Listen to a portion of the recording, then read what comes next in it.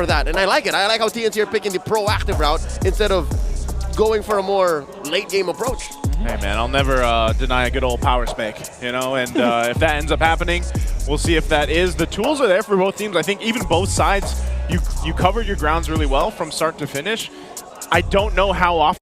Choosing just between the Claude and the Moskov, that might be hedging too much on the mid to the late game power spike. So they'd rather, like, if we can snowball with the Granger and win with these hard arrows from Lancy, we go for that. And I like it. I like how TNC are picking the proactive route instead of going for a more late game approach. Hey, man, I'll never deny a good old power spike, you know? And if that ends up happening, we'll see if that is. The tools are there for both teams. I think even both sides, you covered your grounds really well from start to finish. I don't know how often we're going to see games now get past, you know, that average game time that we had. I think in what MSC was around, was it 16, 18 minutes or so? We'll see if that has changed or not, but it'll all tell here because we're about to jump into the Land of Dawn. A nice little preview look at the new setup that we've got here for the season. Once again, jumping into the Land of Dawn shortly before we get us situated here. Game number 1 of this best of 3, TNC and Smart Omega. We're gonna have to wait a little bit longer, but nonetheless, I think, you know, we shared a lot of our thoughts here. Here we go. Welcome about the draft, about the execution, and that's where it comes down to. We'll see if we have new shades of Smart Omega or TNC, and what new era we're about to see for this season. Yep, 3-man starter on the purple buff just so that they could get Zyda farmed up much quicker. Let's see who's gonna be able to get mid priority first between these two, because the early to mid game success is determinant on that. So far, no clear win on that regard, so we're just gonna have to wait. I think we're in the feeling out process for the start of the season for the first game. You know what's funny? Not just between them, but even with their own teammates. This is the first game debuting for these new lineups.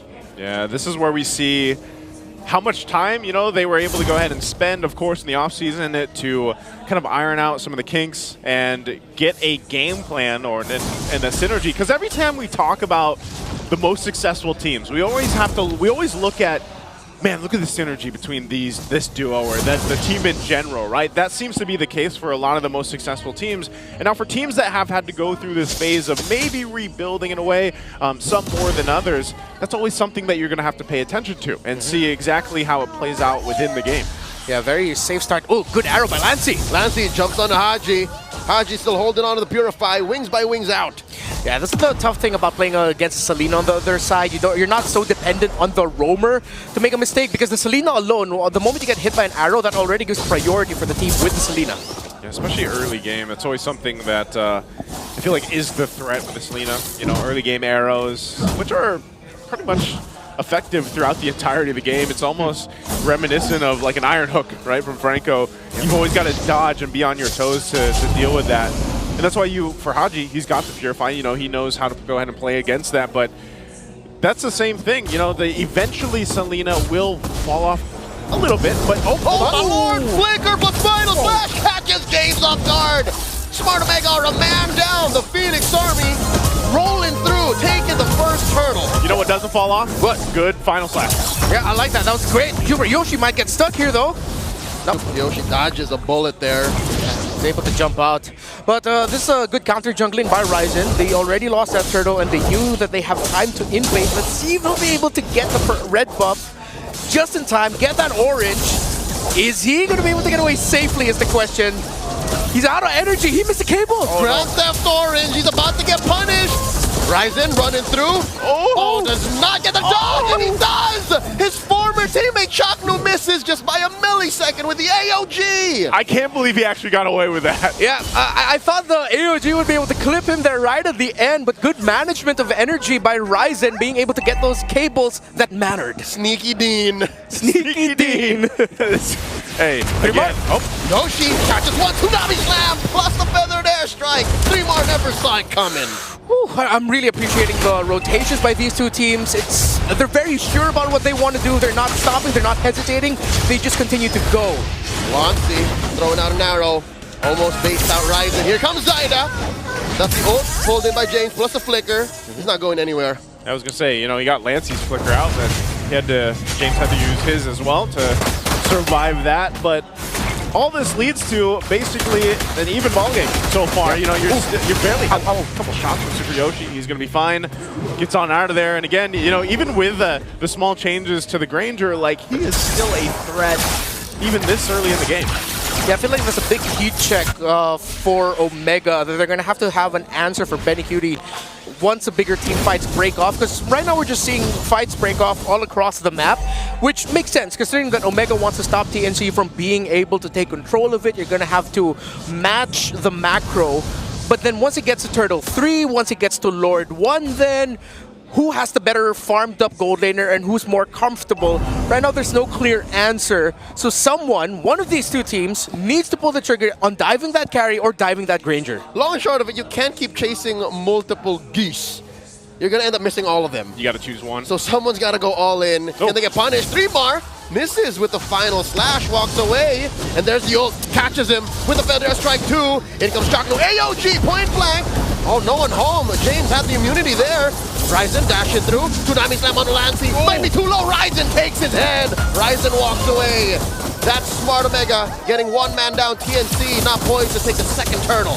Oh, surprisingly enough, I really thought that TNC could find a way to walk out of that with actually getting the win because of how Omega actually blew a lot of their abilities too early, but then Omega still is able to get the kill on Lancey, giving them a little bit more priority here. Oh, Omega may have spent too much on their ult. In comes Super Yoshi. James a little too deep.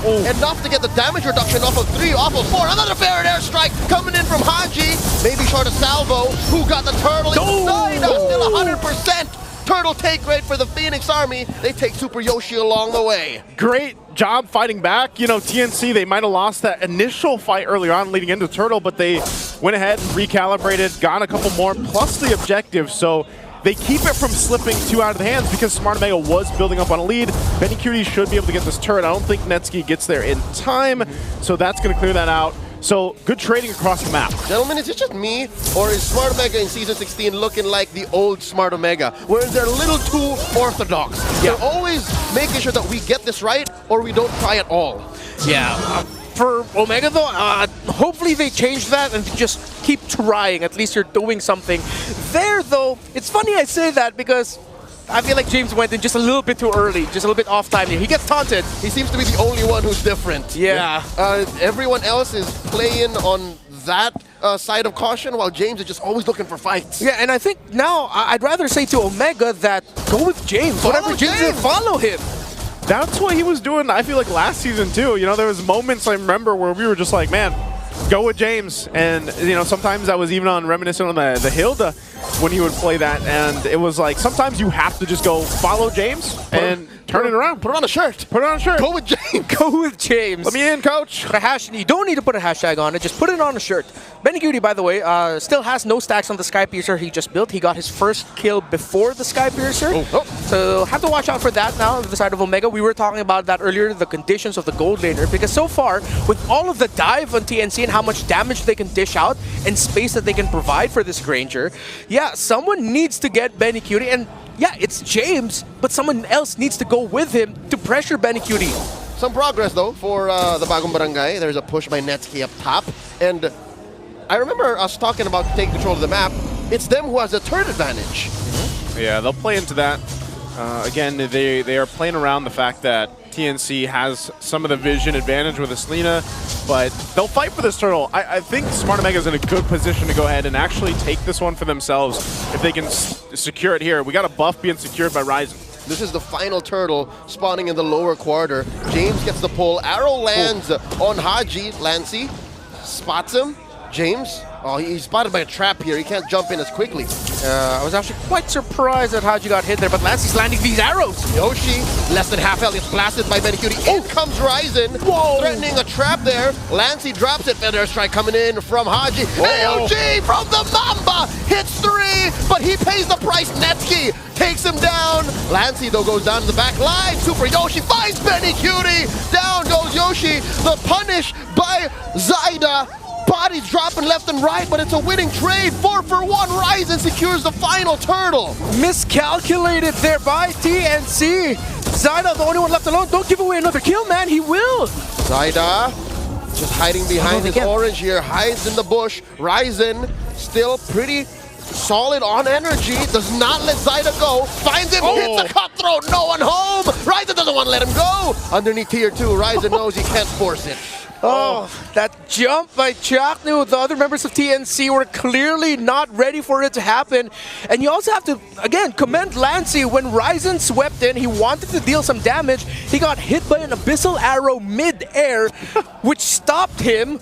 And with being able to do what he wanted to do there, it forced Ryzen back, but then that gave the space actually for Omega, because TNC, that back by Ryzen was what Chaknu decided to go for the jump for. So it's a non-synergy. Yeah. You wanted everyone to go in, but you forced them to go back. Yeah. Oh, 3mar again? Here we go, 3mar misses another final slash. In comes James, they go with James. Down goes 3mar, Chaknu's gonna follow through. Ryzen finds another, 404, no errors found so far in Sneaky Dean's play.